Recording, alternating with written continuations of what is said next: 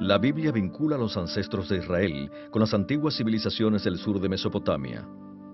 Originalmente, estos vinieron de la ciudad de Ur, que era una de las ciudades más antiguas de la región llamada Sumer. Los sumerios crearon las primeras ciudades-estado en Mesopotamia hace más de 5000 años. Inventaron el sistema de escritura cuneiforme y dieron origen a una de las literaturas más antiguas del mundo. Algunos académicos les acreditan además invenciones tales como el torno de alfarero, el barco, la rueda, la carreta y el arado.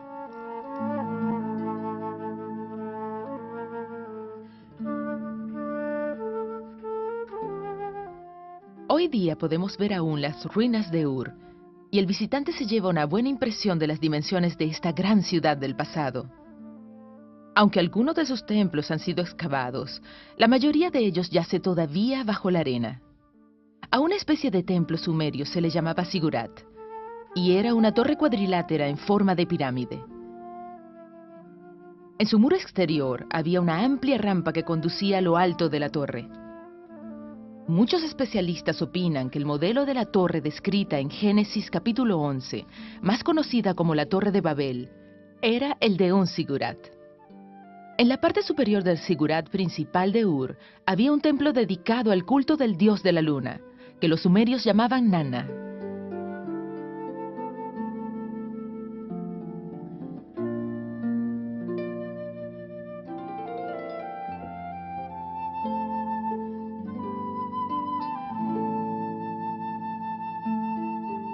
El relato bíblico describe a Abraham como un nómada o seminómada, lo que significa que, según las estaciones, Abraham iba de uno a otro lugar en busca de pastos y de agua para sus rebaños y manadas.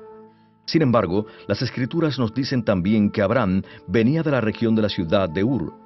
Una parte del área residencial de la antigua Ur ya ha sido excavada.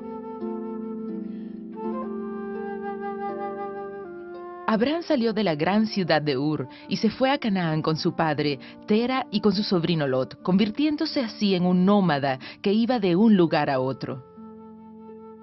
Pero eso no significa que Abraham fuera pobre.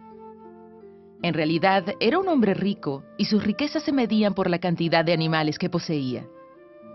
Con él viajaba un gran número de miembros de su familia y esclavos, más toda una caravana de bienes, grandes rebaños de cabras y ovejas y manadas de camellos. Para viajar en línea recta de Mesopotamia a Canaán, habría que cruzar un desierto donde el agua no abundaba. Así que Abraham y su grupo siguieron la ruta normal, que iba hacia el norte a lo largo del río Éufrates hasta llegar a la llanura de Harán, en el norte de Mesopotamia. Dicha región es hoy parte de la actual Turquía. Esto representaba un viaje de casi 1000 kilómetros. Al igual que Ur, la ciudad de Harán era además un centro de culto dedicado al dios de la luna, que en Harán era conocido como Sin.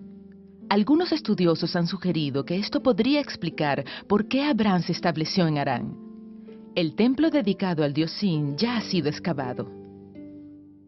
Abraham permaneció por algún tiempo indeterminado en la llanura de Harán. No se sabe si vivió dentro de la ciudad o no. La Biblia se refiere a los ancestros de Israel como arameos errantes, que vivían más allá del río Éufrates y que servían a otros dioses. Los arameos, o pueblo de Aram, eran un grupo semítico del norte de Siria. Se les menciona en la Biblia a menudo de forma negativa, ya que se convirtieron en los enemigos del antiguo Israel. Durante mucho tiempo, su centro político fue la ciudad de Damasco. Las fuentes bíblicas nos dicen que el Señor llamó a Abraham para que dejara Harán y se fuera a la tierra de Canaán. Cuando Abraham se dirigía a Canaán, primero se detuvo en Siquem y luego cerca de Betel. Posteriormente, acampó en Hebrón cerca de unas encinas que pertenecían a un amorreo llamado Mamré. Cerca de esos árboles, que tal vez Mamré usaba como un lugar sagrado, Abraham construyó un altar para honrar al Señor. Abraham, cuyo nombre el Señor cambió por el de Abraham, iba con sus rebaños de un lugar a otro por el sur de Canaán, bordeando el desierto del Negev hasta Berseba. La tradición vincula con Abraham este pozo en las afueras de la antigua ciudad de Berseba. Se supone que el patriarca cavó este profundo pozo para dar agua a sus animales. Es difícil determinar exactamente el período histórico en que vivió Abraham. Los académicos tienden a situar a los patriarcas a fines de la Edad de Bronce, entre 1550 y 1200 antes de Cristo, pero también es posible que fuera antes. Para el pueblo de Israel, Abraham era una figura legendaria de gran importancia tradicional que vivió en el pasado lejano en un periodo muy diferente de aquel en que el autor bíblico estaba escribiendo su historia.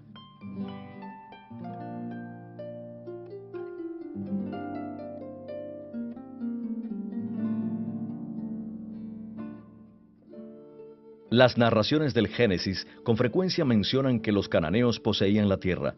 El principal aliado de Abraham era un amorreo llamado Manré. Los amorreos eran también un pueblo semítico.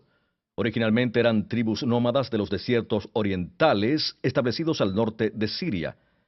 A fines de la Edad de Bronce se mezclaron con la población local de Siria y de Canaán. En la Biblia, el término amorreo se usa algunas veces en un sentido general para designar a los primeros habitantes de Canaán, el pueblo de la tierra.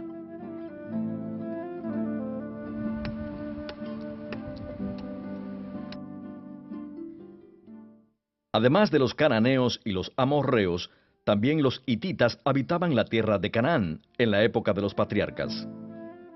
Fue a un hitita a quien Abraham le compró un pedazo de tierra para enterrar a su esposa Sara. Los hititas son conocidos como un pueblo poderoso que entre los años 1600 y 1200 a.C. estableció un gran imperio en el antiguo cercano Oriente. Su patria y centro político se encontraba en Anatolia. No está muy claro si los hititas de Canaán mantenían vínculos con el grupo principal de hititas de Anatolia. Se dice que Abraham pagó 400 siclos de plata por un pequeño pedazo de tierra que incluía una cueva para sepultura familiar. Estos siclos no eran monedas, ya que éstas solo aparecen en la historia en Asia Menor hacia el siglo VII a.C. Las monedas no comenzaron a circular con regularidad entre el pueblo de Israel hasta principios del siglo IV. Las referencias bíblicas al dinero antes de esa época indican en realidad metal sin pulir cuyo valor se calculaba por su peso. De hecho, la palabra hebrea shekel, para referirse a un peso estándar, proviene del verbo que significa pesar. El texto dice que Abraham pesó 400 siclos de plata en pago del lugar para enterrar a su esposa.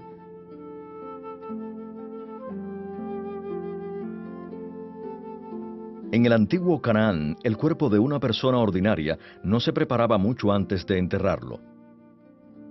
Se lavaba el cuerpo y se le aplicaban especias, ya fuera para conservarlo o para evitar el mal olor. Luego se cubría con la misma ropa del muerto o se envolvía en un manto. Las condiciones del entierro variaban según la condición social de la familia. Los grupos nómadas, como los de los patriarcas, enterraban el cuerpo solo bajo una pila de piedras o cerca de algún punto de referencia a lo largo de su ruta. Las personas con morada fija tenían también lugares de entierro más permanentes. Los más pobres no hacían más que cavar un hoyo poco profundo donde ponían el cuerpo y luego cubrían el hoyo con piedras. Los más ricos tenían tumbas en cuevas o en cortes de roca, fuera del área de asentamiento, pero no lejos de esta. Esas eran tumbas familiares y se usaban por varias generaciones. Después de que el cuerpo era colocado en una tumba o cueva, podía ser una atracción para los animales del área. Y para impedir que estos llegaran al cuerpo, la entrada de la tumba era bloqueada con piedras. Si era una tumba de personas ricas, la piedra podía ser preparada para esto. A veces era una roca lisa, la cual se bajaba por una pendiente hasta bloquear la entrada. Otras veces podía ser una piedra de forma cilíndrica, la cual se rodaba desde uno de los lados hasta la apertura. Los entierros en el mundo antiguo eran por etapas. Al morir una persona, se tendía en la tumba en una especie de repisa, como ven aquí, en esta tumba de ricos. Se ve hasta un lugar para la cabeza. El cuerpo se dejaba así por un año y ya cuando la carne se había separado de los huesos, estos se recogían y eran llevados a un área especial, a fin de que la repisa quedara libre para la próxima persona que muriera. Se consideraba que entre el primero y el segundo entierro la familia estaba de luto.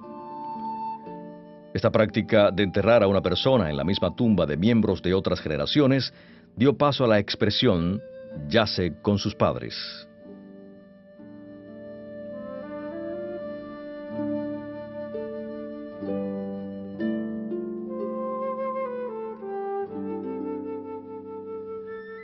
Con el cuerpo se enterraban también algunas posesiones personales.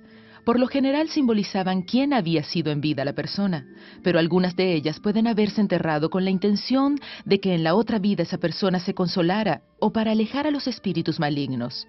A veces se ponían lámparas de aceite a la cabeza del cadáver junto con comida y bebida. El período de luto comprendía muchos rituales, algunos de los cuales consistían en rasgarse la ropa, usar una tela pesada y burdamente tejida, conocida como arpillera, y echarse polvo o ceniza en la cabeza.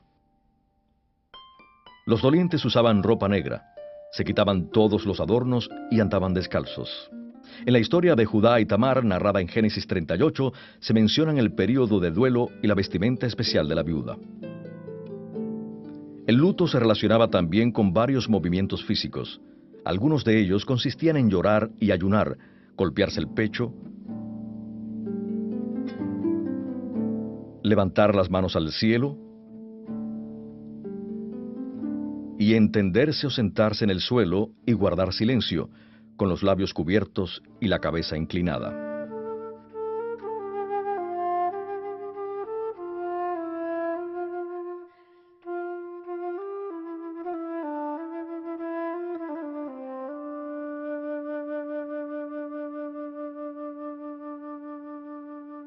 Algunas veces la familia doliente contrataba a lloronas profesionales. En las escrituras se les llama plañideras o mujeres cuyo oficio es hacer lamentación. En algunos casos, estas dolientes profesionales eran acompañadas por el sonido de flautas.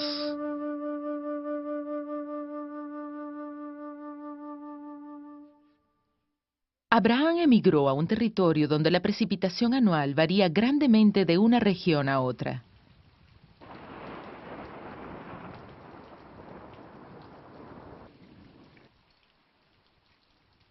La vertiente occidental de la cadena central recibe más lluvia que la vertiente oriental. En la región oriental la agricultura permanente es difícil, por lo que es mejor dedicarse al pastoreo de animales. Sin embargo, no había suficiente terreno de pastoreo para los rebaños combinados de Abraham y su sobrino Lot, ni lugares para brevarlos, y por eso tuvieron que separarse.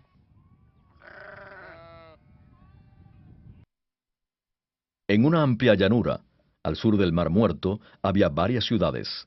El libro del Génesis dice que esta llanura era verde y fértil. Las ciudades más prominentes eran Sodoma y Gomorra, pero había otras dos, Admá y Seboim. Lot, el sobrino de Abraham, optó por vivir en la ciudad de Sodoma. Génesis 19 describe la gran destrucción de esta llanura por el juicio de Dios. Y el Deuteronomio refleja los resultados de esto. Verán que todo el país no es más que azufre, sal y tierra quemada. No se podrá sembrar en esa tierra, ni siquiera una hierba podrá crecer en ella.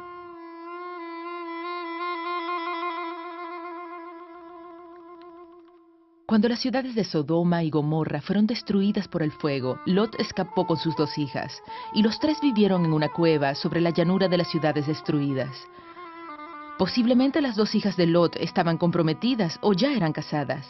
Sus esposos se habían rehusado a dejar Sodoma. De las relaciones sexuales que ellas tuvieron con su padre, dieron a luz 2 hijos, Moab y Ben-Amí.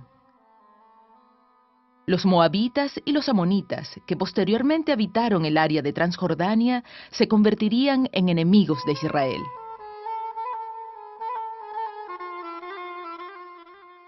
La costumbre entre los pueblos semíticos era la de casarse dentro de la familia paterna.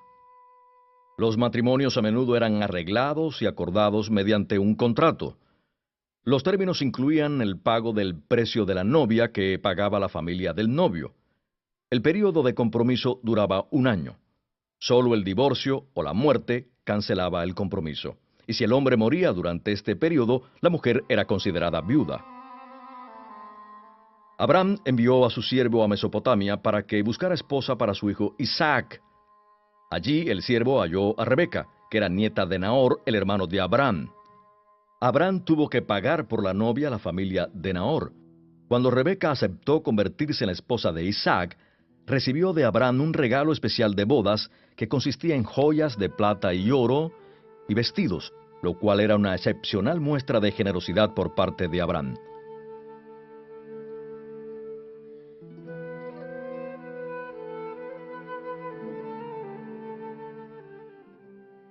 Isaac y Rebeca tuvieron hijos gemelos. Esaú nació primero y era el principal heredero de las riquezas de Isaac. El segundo hijo, Jacob, engañó a su padre ciego, fingiendo ser Esaú, y así obtuvo la bendición ancestral que por tradición le correspondía al primogénito.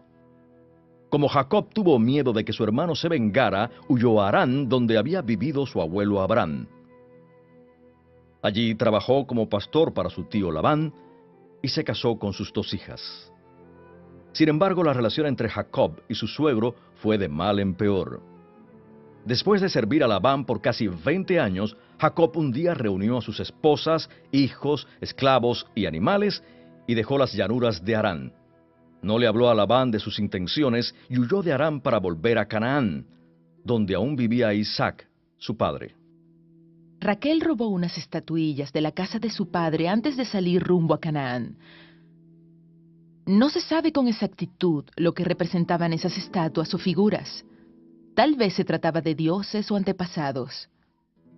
Eran bastante pequeñas y de uso común en los hogares de toda Siria y Canaán, e incluso entre los mismos israelitas. Tales estatuas, que en hebreo se conocen como terafim, eran muy importantes para la gente de esa época, pues se creía que protegían a la familia y aumentaban la fertilidad de los campos y de las mujeres. Cuando Labán descubrió que Jacob había huido de Harán y que le habían robado los terafim, decidió perseguir inmediatamente al grupo de Jacob y lo alcanzó en la región montañosa de Galaad. Jacob no sabía que Raquel se había llevado los terafim. Por lo tanto, negó el robo y hasta retó a Labán a registrar las tiendas. Pero Raquel los había escondido bajo la montura de un camello y fingiendo no sentirse bien, no se levantó de la montura cuando su padre entró a su tienda para buscar a sus dioses.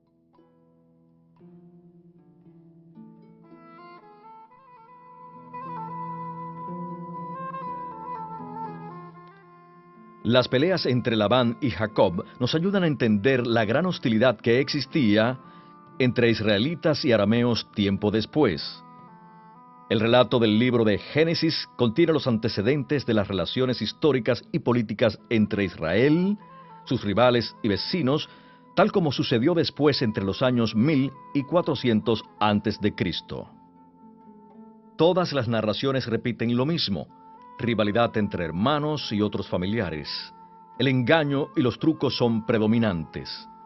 Los académicos llaman a estos relatos etiológicos, o sea que explican el origen de una situación real. Jacob informó a su hermano Esaú de su regreso a Canaán. Según esta narración, Esaú tomó 400 hombres y desde el sur fue al encuentro del grupo de Jacob. Esaú vivía en la región de Seir, en lo que ahora se conoce como el sur de Jordania. Los 2 hermanos se encontraron cerca de un arroyo o lecho seco de un río llamado Jaboc, que podemos ver detrás en la distancia. Allí, la noche antes, Jacob cambió su nombre por el de Israel luego de luchar toda la noche con un misterioso ser divino. Los hermanos se separaron después y cada uno siguió su camino. Esaú regresó a su hogar en Seir, y Jacob prosiguió hacia Canaán, donde se estableció en la cordillera central, cerca de la ciudad de Siquem. De estos 2 hermanos descenderían 2 naciones rivales, Edom e Israel. Selá era la capital del reino edomita. Los edomitas eran descendientes de Edom, hijo de Isaac. A menudo aparecen en las escrituras como enemigos de Israel. El rey David conquistó el reino edomita, pero después de más de 100 años, lograron librarse del dominio de los reyes de Judá. En el siglo IV a.C. perdieron la mayoría de su territorio contra los nabateos.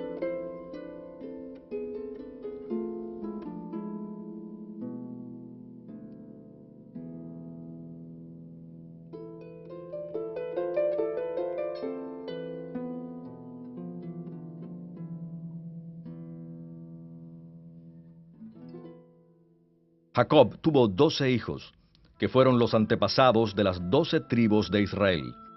En el libro de Génesis hay narraciones que hablan de la rivalidad entre los 12 hermanos. La historia de José, a quien sus hermanos vendieron como esclavo, es el ejemplo más extenso sobre la rivalidad entre hermanos. Estaban celosos, porque José era el hijo favorito de Jacob. Probablemente por los muchos años seguidos de poca precipitación, Canaán sufrió hambrunas. Esto era un peligro recurrente en una tierra situada al borde del desierto. Las circunstancias eran semejantes a las que enfrentó Abraham cuando salió hacia Egipto, poco después de llegar a Canaán. Los hijos de Jacob también se fueron a Egipto con sus familias y animales para escapar del hambre en la tierra de Canaán. José, el hermano que había sido vendido como esclavo, había llegado a ser el gran visir o primer ministro del rey de Egipto. Algunos académicos fechan esos eventos en la época en que Egipto fue dominado por unos reyes extranjeros a quienes llamaban Hicsos. Ellos no eran egipcios y su origen es oscuro. Tal vez hablaban una lengua semítica. Los Hicsos conquistaron Egipto hacia el 1700 a.C. y lo dominaron más de un siglo. Es posible que José haya servido en la corte de uno de los últimos reyes Hicsos. Los Hicsos habían construido su capital en la región noreste del delta del Nilo. El nombre de su capital era Avaris. Si la fecha es precisa al citar la historia de José, entonces habrá sido aquí donde José vivió y trabajó. Sin embargo, existe aún mucha incertidumbre en cuanto a las fechas de José y de los patriarcas. En la actualidad, es casi imposible ver en un lugar llamado Tel Ebdaba las ruinas de la capital de los Hicsos. Hacia 1550 a.C., los Hicsos fueron expulsados y una nueva dinastía de egipcios tomó el poder. Los descendientes de Jacob en Egipto, a veces llamados hebreos, aumentaban y se hacían más y más un factor de riesgo para los nuevos gobernantes. El primer capítulo del Éxodo describe el ascenso al trono de un rey que no había conocido a José. Tal vez esto refleja el hecho de que allí gobernaba una nueva dinastía, la cual no había tenido a José como primer ministro. El rey, más conocido por el título egipcio de Faraón, decidió imponer a los hebreos trabajos muy duros, y para limitar su crecimiento, ordenó que todos los recién nacidos fueran matados. Los nuevos gobernantes de Egipto establecieron su capital en Menfis, a orillas del río Nilo, a pocos kilómetros al sur de lo que hoy es el Cairo. Todo parece indicar que Moisés creció allí en la corte real. El faraón de los primeros 2 capítulos del Éxodo fue tal vez Ramsés II, quien logró restablecer el control de Egipto sobre la tierra de Canaán y el sur de Siria. Ramsés II construyó una nueva capital en el delta oriental, la ciudad de Pi-Ramsés, que fue llamada así en su honor. En tiempos de una dinastía posterior con su capital en Memphis, la familia de Moisés vivió cerca del río Nilo. Posiblemente Moisés habrá hecho largos viajes entre la ciudad capital y la región donde la mayoría de su gente vivía. Los hebreos fueron obligados a trabajar en la construcción de la nueva capital y de otra ciudad llamada Pitom. Tenían que producir ladrillos de adobe para todos los edificios, excepto para los palacios y los templos.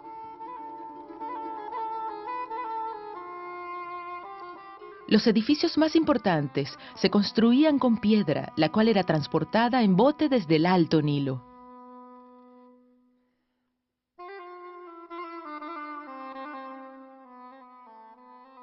Al pueblo de Israel se le obligó a construir ciudades para el rey de Egipto.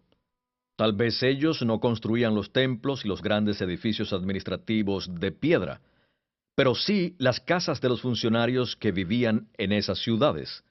Las casas, en su mayoría, eran de ladrillos de adobe secados al sol. Estos se hacían de lodo mezclado con hierba o paja. La paja servía para que los ladrillos cuajaran y tuvieran resistencia. Primero, la paja la cortaban otros esclavos y se la suministraban a quienes hacían los adobes. Pero cuando se quejaron del trabajo tan pesado, el rey ordenó que ellos mismos fueran a recoger la paja y les aumentó la carga de trabajo. El profeta Nahum describe en parte el proceso de producción de adobes, que incluía el pisotear el lodo y la paja hasta que estuviera bien mezclada. para después comprimir esta mezcla en moldes de madera. Luego, los ladrillos se removían de los moldes para dejarlos secar y endurecer bajo el sol. En algunos lugares se endurecían en un horno especial. El tamaño de estos ladrillos variaba grandemente de un lugar a otro. En 2 Samuel capítulo 12, el significado de la palabra malben no se ha precisado. Tal vez se refiere a un molde para ladrillos o al horno en que los ladrillos se horneaban. El reinado de Ramsés II en Egipto duró mucho tiempo, más o menos de 1280 a 1230 a.C. El libro del Éxodo documenta su muerte. Fue a otro faraón a quien Moisés y Aarón pidieron permiso para que el pueblo hebreo fuera al desierto a ofrecer sacrificios a su Dios. A simple vista, esto era una petición razonable, pero viniendo de un grupo de esclavos sometidos a trabajos forzados, se entiende que el rey tuviera desconfianza. Las fuentes egipcias mencionan que un pueblo llamado Apiru trabajó en la construcción de las ciudades. El término Apiru era de carácter sociológico para pueblos en Canaán, Siria y el norte de Mesopotamia, que no tenían tierras hereditarias y que servían como soldados. En el libro del Éxodo, el uso de la palabra hebreos para referirse a los israelitas podría ser un reflejo del término Apiru, aunque aún no se ha aclarado la relación exacta entre estas dos palabras. El espectacular escape de Egipto por parte de los hebreos se encuentra registrado solo en la Biblia. Esto no es una sorpresa, ya que los egipcios creían que el representante del gran Dios Sol en la tierra era su rey. De hecho, al faraón mismo se le consideraba un dios. Como tal, siempre aparecía en el arte y en la literatura como vencedor de todos sus enemigos. Por consiguiente, las fuentes egipcias nunca hablan de desastres o derrotas del rey, ni se puede esperar que conservaran una historia como la del Éxodo. Los estrados de los reyes egipcios tenían talladas imágenes de los enemigos derrotados. De modo que cuando el rey se sentaba en su trono, simbólicamente siempre tenía a sus enemigos bajo sus pies. Como es con frecuencia el caso, el simbolismo bíblico de la frase «mis enemigos son un estrado bajo mis pies» se origina en objetos reales y en prácticas del mundo antiguo.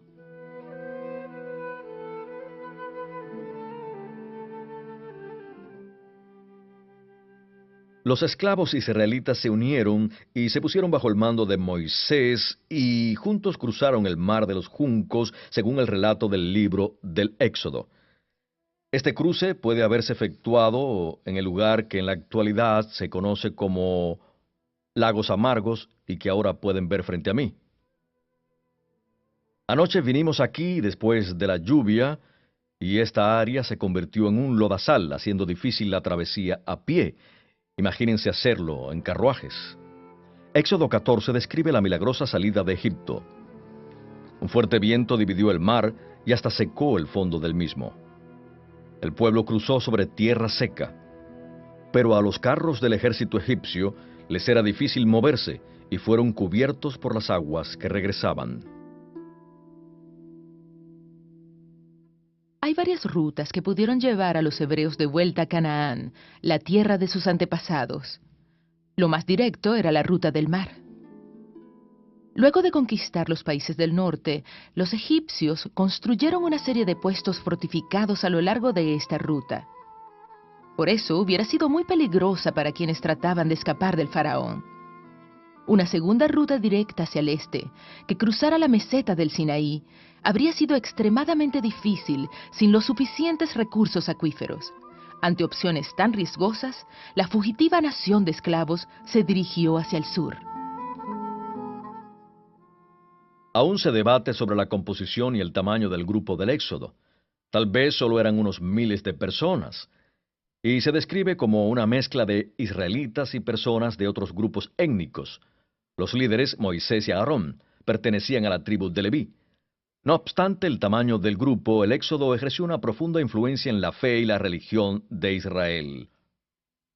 Pues los israelitas experimentaron lo que su Dios podía hacer para derrotar al gran poder de los dioses egipcios y su representante, el faraón.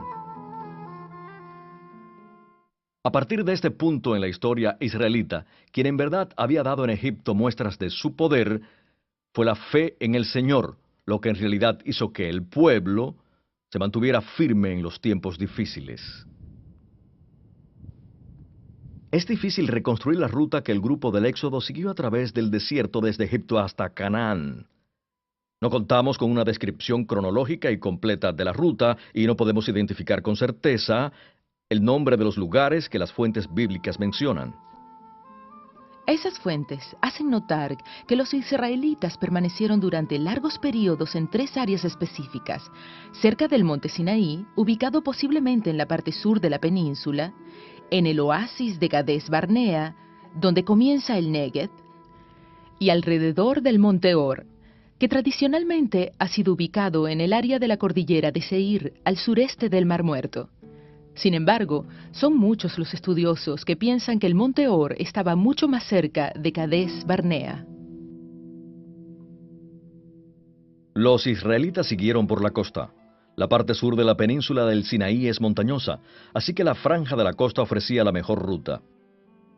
Después de recorrer cierta distancia hacia el sur, el grupo se dirigió tierra adentro, siguiendo la ruta natural que ofrecían los amplios cauces de arroyos secos o wadis. Para un grupo grande resulta muy difícil viajar por una zona tan árida y se tiene que planear con mucho cuidado el paso de una fuente de agua a la siguiente. Después de semanas de viaje por el desierto, Moisés guió su pueblo a una montaña, donde más tarde recibiría los mandamientos de Dios.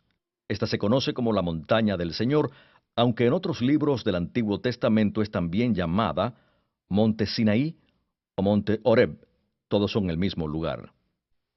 De hecho, no se sabe hoy día dónde está exactamente. Esta montaña es una de las candidatas y hoy es conocida como el Monte Sinaí. En árabe se conoce también como el Monte de Moisés. Tiene una altura de 2.200 metros sobre el nivel del mar y llegar a la cumbre requiere mucho esfuerzo. De hecho, ahora mismo tenemos nieve y hace bastante frío.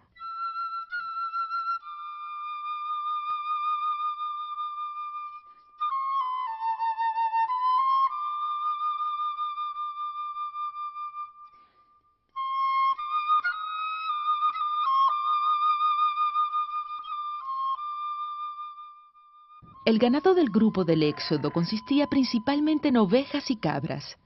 Ninguno de esos animales depende solamente de la hierba, ya que también se pueden alimentar de arbustos y árboles. Son bastante hábiles para encontrar su comida en regiones áridas o semiáridas. Los rebaños proporcionan a sus dueños leche y ocasionalmente carne. Es evidente que también era necesario contar de vez en cuando con algún otro tipo de comida, y tal necesidad se refleja en el relato bíblico. Los israelitas permanecieron mucho tiempo en el monte Sinaí. Habían hecho una alianza con el Dios que los había rescatado del rey de Egipto. Además, allí construyeron un santuario que en su continuo deambular fácilmente podían desarmar y trasladar de un lugar a otro. Del Sinaí partieron hacia el norte a través de wadis y de terreno arenoso hasta llegar al gran oasis de Cades Barnea. Este oasis se encuentra entre los desiertos del Negev y del Sinaí. Los israelitas acamparon en este lugar durante muchos años. Un oasis es una fuente de agua y en algunos casos provee plantas comestibles en un área bastante desértica. Cades Barnea era tal vez semejante a estos oasis, y había allí agua y palmeras de dátiles.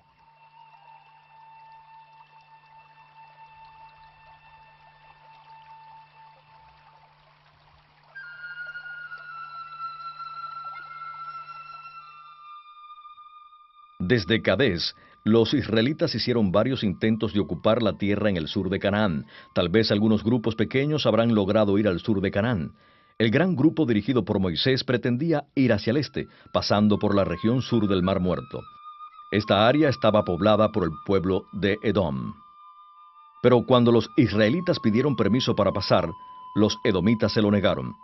Los israelitas prometían no pasar por los campos sembrados ni beber agua de los pozos, pero los edomitas, que eran más fuertes que las tribus nómadas israelitas, no les dieron paso.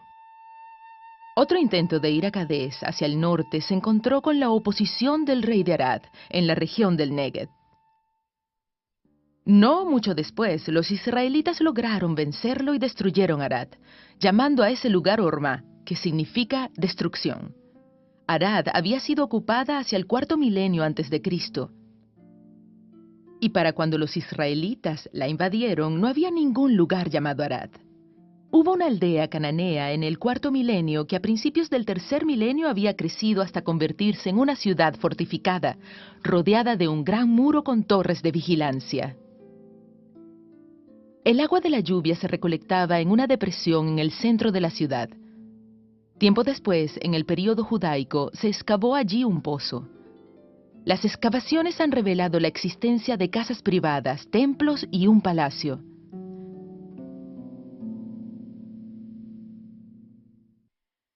En parte porque el clima era cada vez más seco, la ciudad cananea fue abandonada alrededor del 2650 a.C. y el lugar permaneció sin ocupar durante casi 1500 años. Arad no se menciona en la Biblia después de la invasión israelita, pero las excavaciones muestran que el asentamiento israelita comenzó aquí en el siglo XI. Unos 100 años más tarde, en la época de Salomón, la ciudad fue fortificada y resguardaba la ruta que iba de norte a sur a través del valle de Arabá. El clima en el Arabá y en el Valle del Jordán deben haber sido muy semejante al de nuestros días. Las principales diferencias se encuentran en el tipo y cantidad de vegetación y en la presencia de fauna. En el Valle del Jordán y en la región sur del Mar Muerto había bosques y praderas. Había también grandes cantidades de gacelas y de otros mamíferos que proveían bastante carne a los cazadores.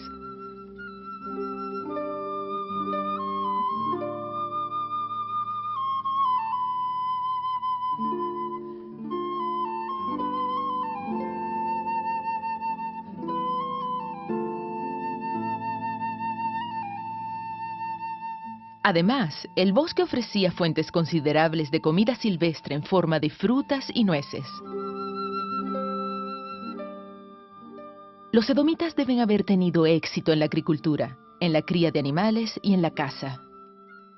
En el transcurso del tiempo, tanto los bosques como la caza prácticamente han desaparecido. El grupo del Éxodo dio un giro y se dirigió hacia el sur, hasta el Mar Rojo, cerca de lo que hoy día es la ciudad de Elad.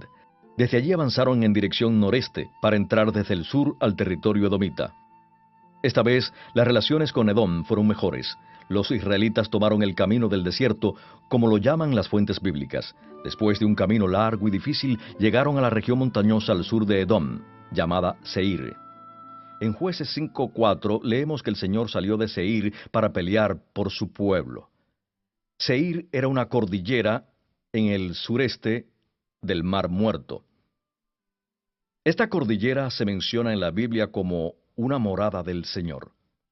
Antes de entrar en la tierra, los israelitas acamparon por un período bastante largo en los valles cercanos a Seir.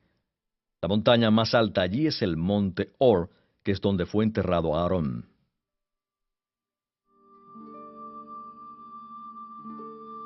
Hasta el día de hoy, toda esta área montañosa es árida, y en el verano es además extremadamente seca. Probablemente fue aquí donde Moisés golpeó la roca para que saliera agua. El lugar todavía se llama Wadi Musa, en recuerdo del nombre de Moisés. Desde aquí podemos ver los valles donde los israelitas acamparon durante largo tiempo. Fue aquí donde los atacaron las serpientes venenosas. Dios le dijo a Moisés que hiciera una serpiente de bronce y que la elevara en un lugar prominente del campo. Para salvarse, los que habían sido mordidos por una serpiente solo tenían que mirar a la serpiente de bronce.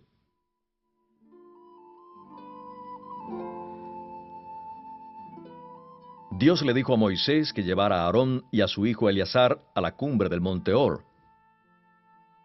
Los tres subieron a la montaña, y allí Moisés le quitó a Aarón la ropa sacerdotal. Aarón murió. Moisés le puso a Eleazar la ropa de sacerdote, y éste reemplazó a su padre como sumo sacerdote de Israel. El grupo del Éxodo partió de la cordillera de Seir en dirección norte, por la Vía del Rey, que se extiende por toda la cadena montañosa hasta llegar a un amplio arroyo. Este arroyo servía de frontera entre los edomitas y la tierra de Moab. La Biblia llama a este arroyo Sered, y en la actualidad se conoce como Wadi Haza. Los israelitas querían cruzar por la tierra de Moab. y contactaron al rey de los amorreos, quien controlaba la tierra y el pueblo de Moab. Le pidieron permiso para cruzar su país por la vía del rey que atravesaba su territorio. Le prometieron mantenerse en el camino del rey y que no entrarían en los campos ni tomarían agua de sus pozos. Cuando el rey amorreo les negó el permiso, los israelitas tuvieron que quedarse en el arroyo. Esto los obligó a ir en dirección oeste en lugar de ir al norte como querían. También es posible que hayan vuelto hacia el este, cruzando el arroyo y usando el camino del desierto al este de Moab para volver al desierto. Los israelitas fueron hacia el norte. Cuando el rey amorreo les impidió el paso, los israelitas pelearon contra varios ejércitos amorreos y los derrotaron, conquistando así las mesetas transjordanas de Amón y Galaad. Finalmente los israelitas acamparon en el valle del Jordán, cerca del monte Nebo. La Biblia llama a esta región las llanuras de Moab. Fue precisamente aquí, al este del río Jordán, donde el pueblo de Israel experimentaría un cambio. Moisés ascendería al monte Nebo para morir allí, y Josué, el nuevo líder, guiaría a algunas de las tribus de Israel a la tierra donde antes habían vivido Abraham, Isaac y Jacob.